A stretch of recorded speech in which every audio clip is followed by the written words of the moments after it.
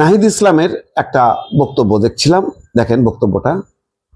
এখন খলিলুর রহমান উনি যদি বিএনপির সরকারে মন্ত্রী হন বা সরকারের অংশ হন, তাহলে কিন্তু একটা প্রশ্ন উঠবে যে আগের অন্তর্বর্তী সরকারে উনি তাহলে ওই রাজনৈতিক দলের পক্ষে কাজ করেছেন।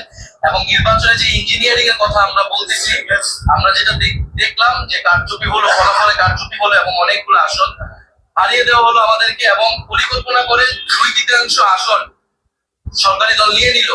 এই সংবিধান সংস্কার যাতে না হয়, এই জটিলতা, এটা কিন্তু পুরোটা একটা ইঞ্জিনিয়ারিং আজকে আমরা দেখতে পাচ্ছি সরকারি দল হিসেবে তারা।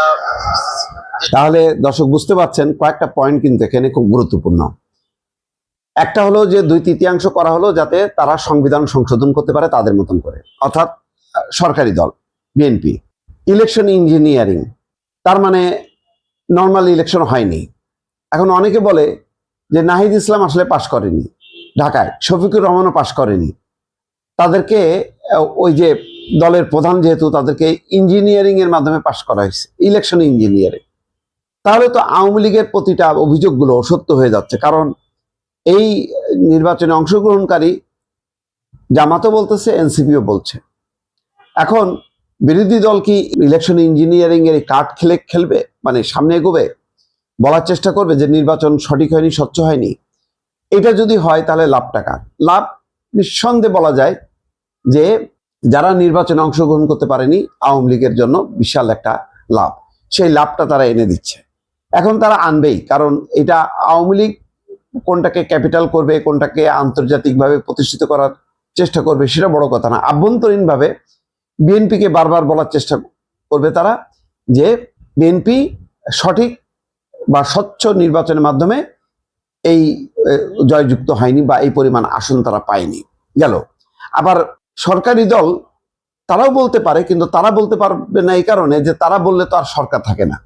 তারাও বলতে পারে যে এই যে নাহিদ ইসলাম কিভাবে পাশ করে, তারা এনসিপি যেখানে 2টা আসন সর্বোচ্চ পাওয়ার কথা 6টা আসন পায় কি করে, এখানেও ইঞ্জিনিয়ারিং করা হলো কিনা, এই সমস্ত কথাগুলো বলতে পারে, কিন্তু সরকারি দলের মুখ এখানে বন্ধ।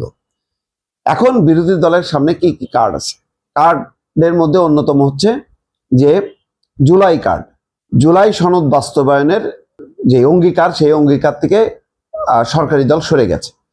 এইটা নিয়ে তারা জোরদার আন্দোলন করতে পারে সংসদের ভেতরে এবং বাইরে। ইতিমধ্যে তারা কিন্তু ঘোষণাও করেছে যে জুলাই সনদ বাস্তবায়ন না করে গণঅভ্যুত্থানের পিঠে ছুরিকাঘাত করছে বিএনপি। এটা নিয়ে তারা শোরগোল তুলতে পারে। আর কি শোরগোল তুলতে পারে? আর শোরগোল তুলতে পারে যে বিচার, যে শেখ হাসিনাকে দেশে ফিরিয়ে আনতে হবে এবং বিচার করতে হবে।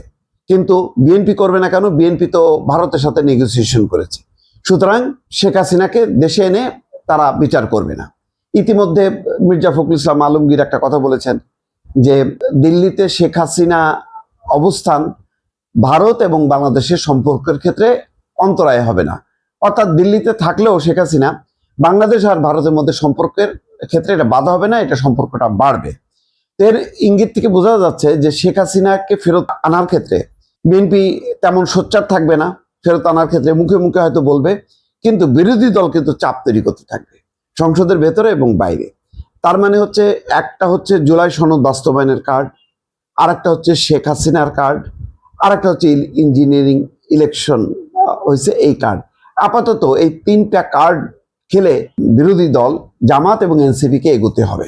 এখন কতটুকু এগোতে পারে, রাজনৈতিক বাস্তবতাটা কতটুকু, তার বিপরীতে সরকারি দল কতখানি যুক্তিসঙ্গত বক্তব্য উপস্থাপন করতে পারে, তার উপরে কিন্তু নির্ভর করছে যে জনমত কোন দিকে প্রভাবিত হবে। দর্শক।